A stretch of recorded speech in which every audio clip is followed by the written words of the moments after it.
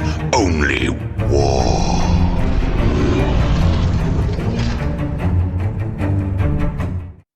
What is up, gents? 40k Dirtbags here. We got a 5-part series of the GT that we just came back from.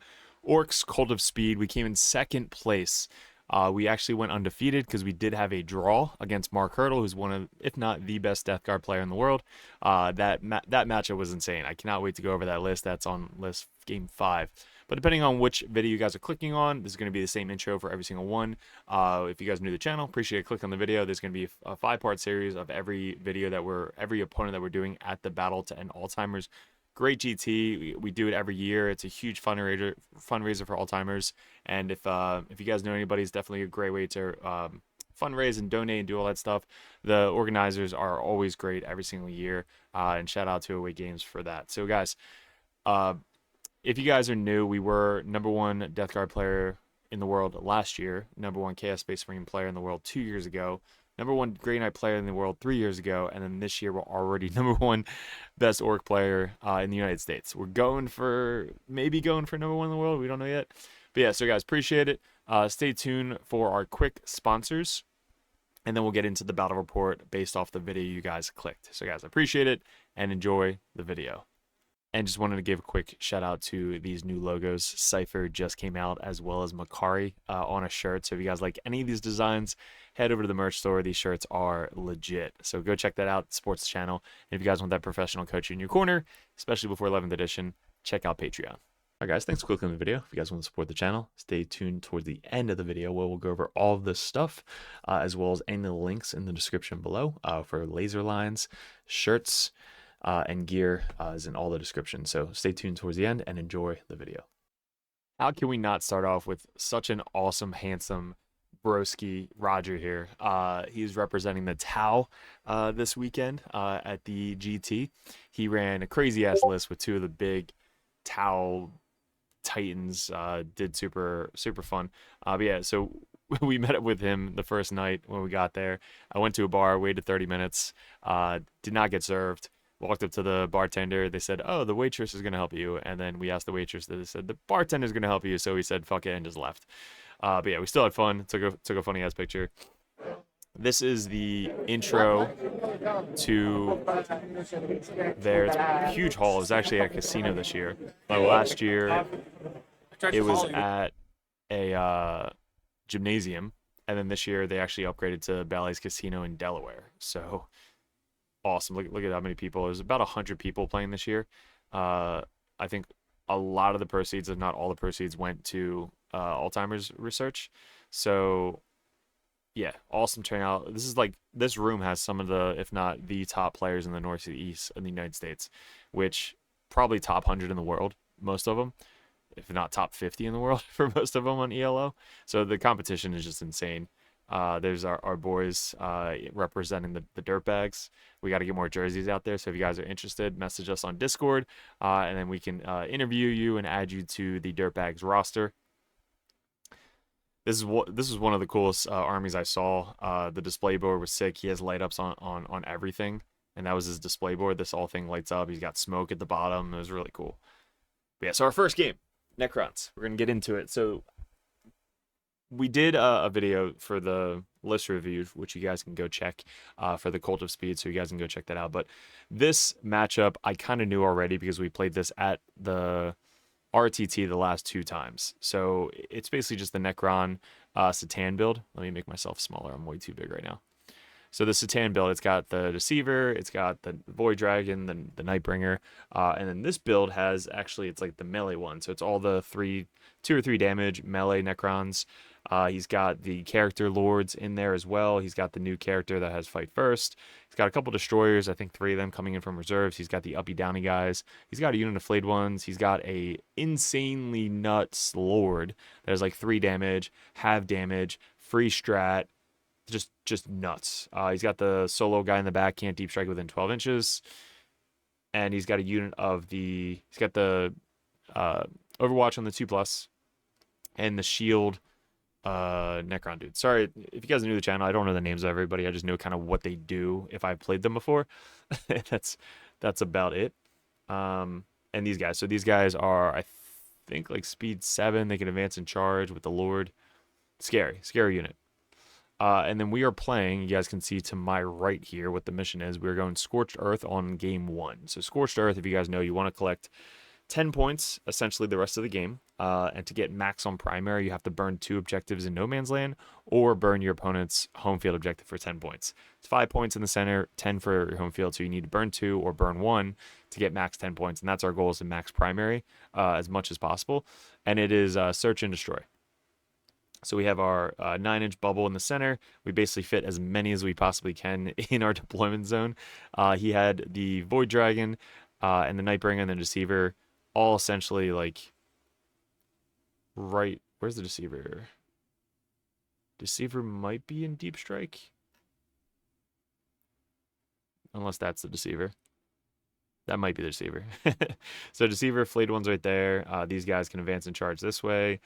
These guys also hit really hard. The fight first guy, you down you guys in the back. These guys came in from reserves, the gun guys. And then for us, we had the Scout 9 right up front there, so that way we can scout up to the objective or scout up to this objective if we go first. We have infiltrating guys right here. The other infiltrating solo is back here, so we can move up and get on the point. And then the other commandos are right here, so that way they can scout out or move out and do area denial, cleanse, whatever I really need to do in the center. So one infiltrating commandos unit is there for the center. The other ones are for this one, and then this one is for that one. That's usually the same setup every single game. And then we put 2 copters on the board, and I think we put the other ones in reserve. We have all 3 bikes on the board. The auto advance 18 leader is right here, so that we can threaten this objective. We also have a commando unit here. So I guess the commando, sorry, I apologize. This commando unit can run out to the center to get area denial. These ones can be here for the tempting target. That was my mistake. These ones are right here because search and destroy doesn't really have anybody that can get in this side of the table. So I'm pretty far away from these two, the Satans, so they can't really get to me. And then big old Gaz right there on the table as well. So that's our deployment. We actually go first. Going first in Scourge is not the best, but again, this matchup, it's kind of hard for the Necron guys because they're all OC4, essentially, the big guys. So everything in our army is OC2. So since everything's OC2, we only need 2 guys on the objective to steal it, if not tie them. So I know that I just have too many units to choose through and wounds to chew through for this layout. So I was super confident going into this game 1, but let's show you how it played out. So he kind of was very hesitant with the Coptas, so he didn't really want to step out of Satans because he thought that I was just going to blow them up off the table with the Coptas. The Coptas hit on 5s. Like, they're so ranged, like they either hit a lot or they don't hit any. But they do have 3 damage, which goes down to 2 damage, gets the Satan, so I could actually push a lot of wounds through if I focus fire. But we measured the threat ranges, so they're all speed 10, and they shoot 18, especially with the Void Dragon. So I'm just staying 28 inches away from all of his Satans. So basically, I just move up in this whole line right here, and just wait. Because my turn 1, I get, what I get? Secure No Man's Land and Bring It Down. Bring It Down I wasn't getting because he didn't have anything out. But Secure No Man's Land, I had this one, and that was easy for turn 1. And then we passed turn, so super easy. It was a like 9-minute turn 1, just measuring threat ranges. His turn 1, he didn't move up at all. Like, he basically stayed back. He got recover assets and storm hostile objective, which he sent this way. So these guys, flayed ones, are usually there for blocking your backfield or doing actions. He should not be using them turn 1 to do actions. I think the Deceiver could have started on the line, or the Nightbringer could start on the line and try and threaten this objective. But if he just runs up his Deceiver onto the point, he could have stole the objective right there.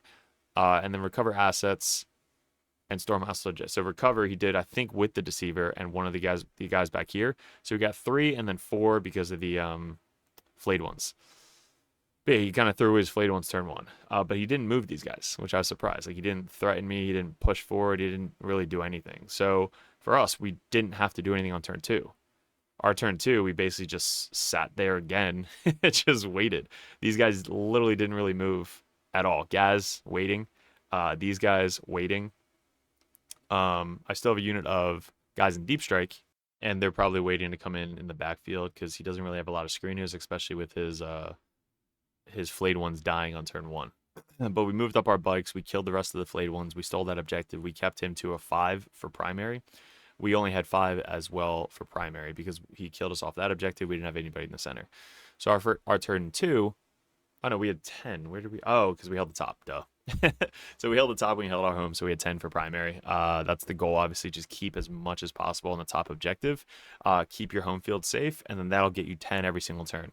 The other 2 objectives are really there just to contest and burn eventually. That's kind of the goal with Scorched Earth. Hopefully Scorched Earth goes away because it's not my favorite, especially for going going first. For our turn 2, we get Established Locust and Overwhelming Force. So Established, we move up our commandos that were right here. They just established 6 inches in the center. That gets us 2 points.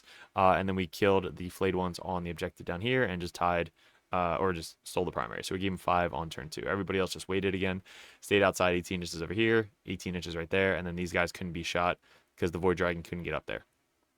So we're in a really, really good spot right now going into turn 3. I do rapid, so he doesn't screen out anything in the back, and I rapid our full 6-man of Coptas in the backfield. Their goal essentially next turn is to advance up, shoot, and then charge and just take off his primary. If I can give him a 0 primary on turn 3, that's the goal this turn. So they advance back here. He advanced this guy, The Nightbringer can't see him, and then the Void Dragon advanced. So basically, he can't shoot these guys at all. So they were in a very safe spot coming in down here, and he's like, oh, fuck. I was like, yeah, sorry. So these guys advance up. He does roll 6 for the advance, so he just kind of YOLOs them all the way forward. I have a shit ton of Gretchen on the point up here, so he's probably not going to out OC me. Gaz is literally waiting for this point right here for his opportunity to advance out and charge and kill something. So Gaz is just patiently waiting. These guys are patiently waiting. All of the bikes are patiently waiting. So this is the turn to now Wah on turn 3 and just go. So that's basically what we do. You have before Wah, after Wah. Before Wah, after Wah. So let me make this smaller for you guys so you can see the whole board right there. Cool. So that is just insane, the amount of wounds and models on these points. He's basically not getting primary for the rest of the game. The bikes or Coptas ran back here. They shot everything into these 3 wound guys, and then they charged the character on the point.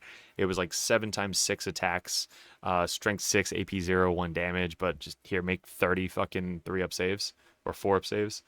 The bikes moved up, shot everything into these guys. These guys moved up, shot everything in, threw grenades, did whatever.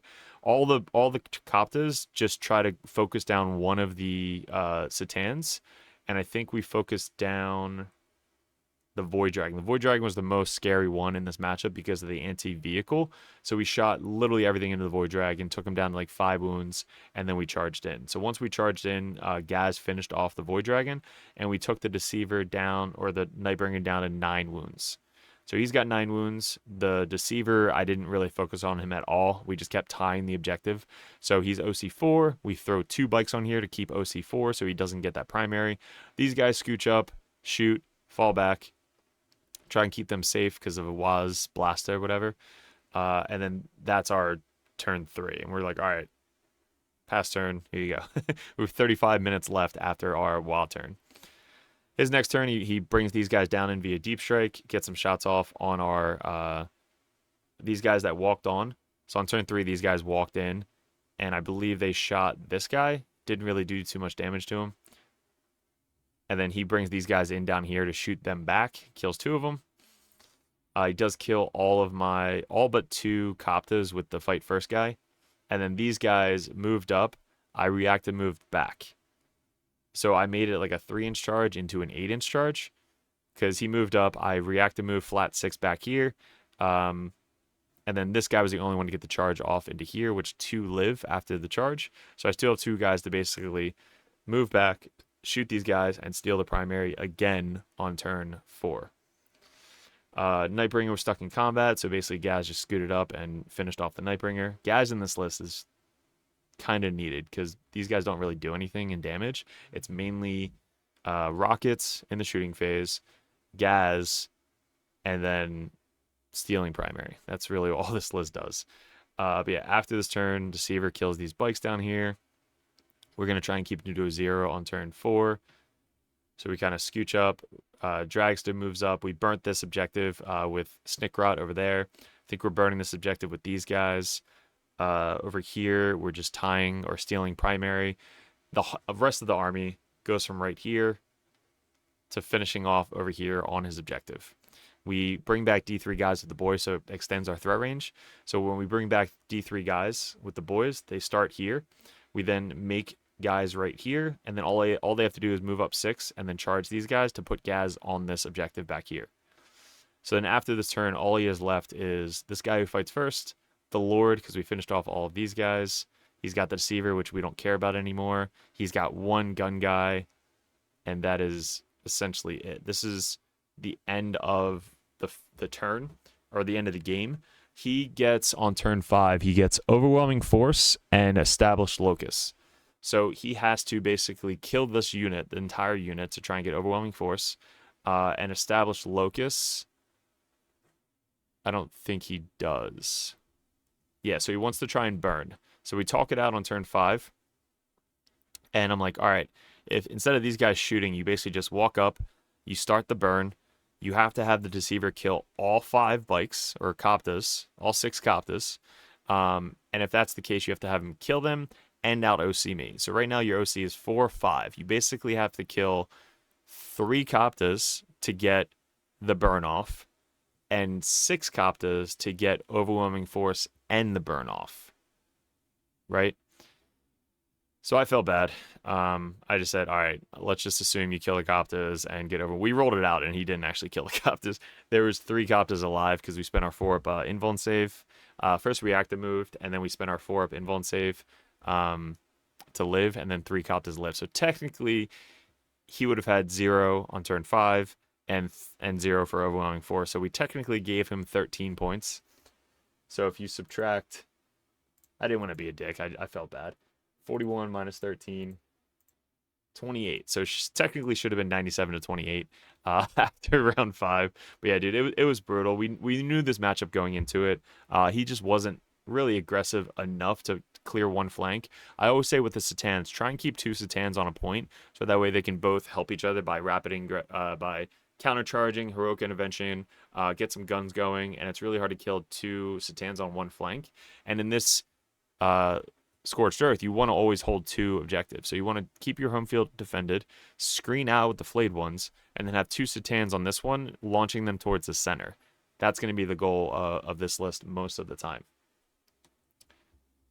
So that was the end of it. Finished off 97 to essentially 28, but this was the final score. We had 10, 10, 15, 15, so we burnt 2 objectives.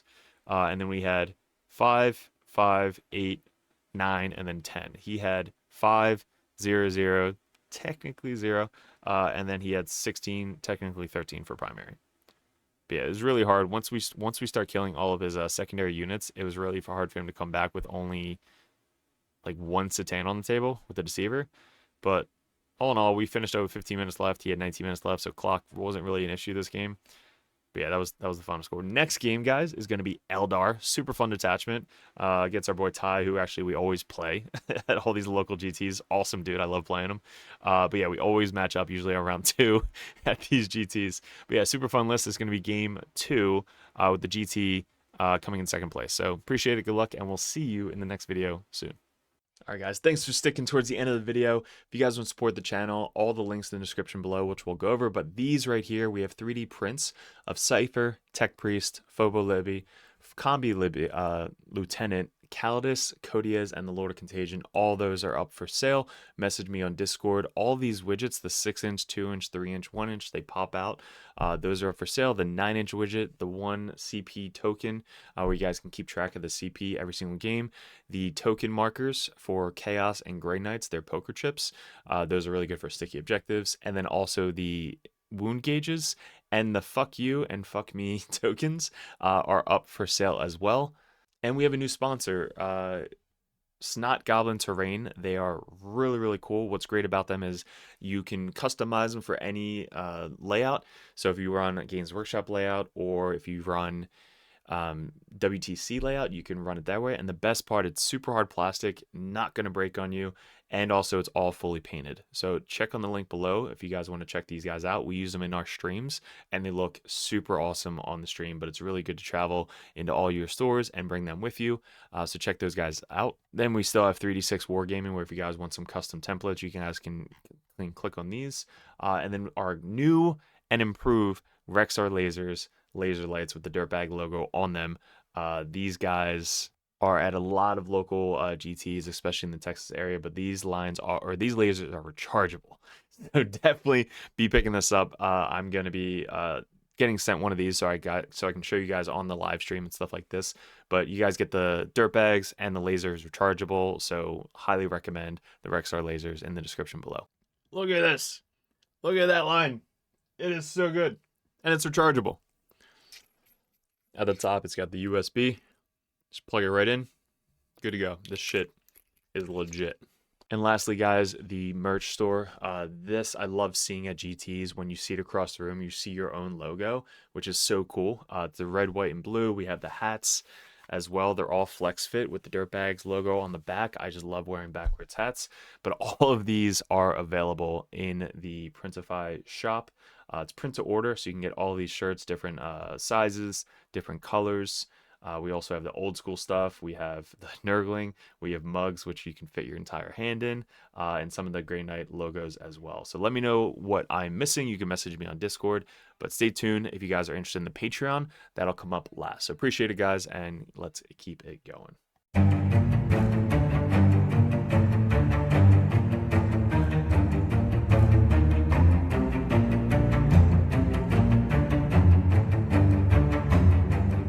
What is up, gents? 40k Dirtbags here. If you guys are interested in joining the Dirtbag Nation over at patreon.com, you get a bunch of perks. What we did in 2024 was we really expanded. I had traveled a ton and I played my ass off in 40k. Right now we're ranked #1 best player in the United States on ITC rankings.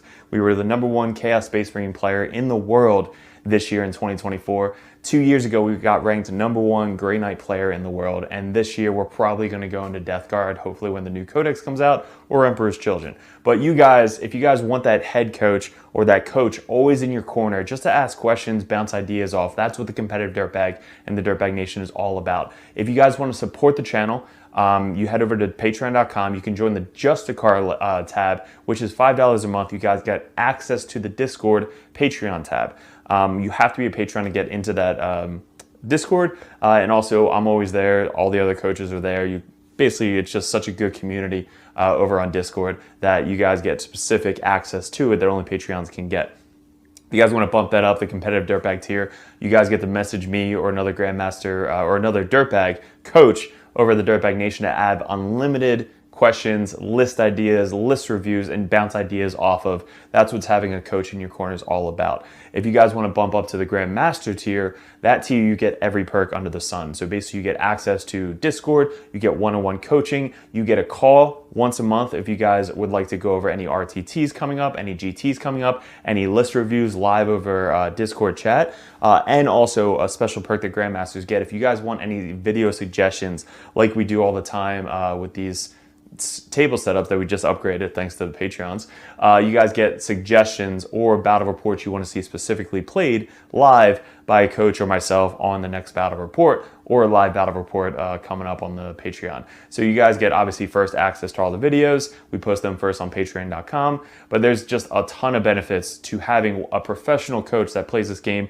all the time at the very, very high competitive level in your corner at all times. And that's really what the Dirtbag Nation is all about, getting you guys better at 40K, the basics, and being good in your community. So if you guys want to support the channel, I really appreciate it. Couldn't have done it without you guys in 2024, 2025. I am super stoked for, super excited for. We really want to get a bigger studio going.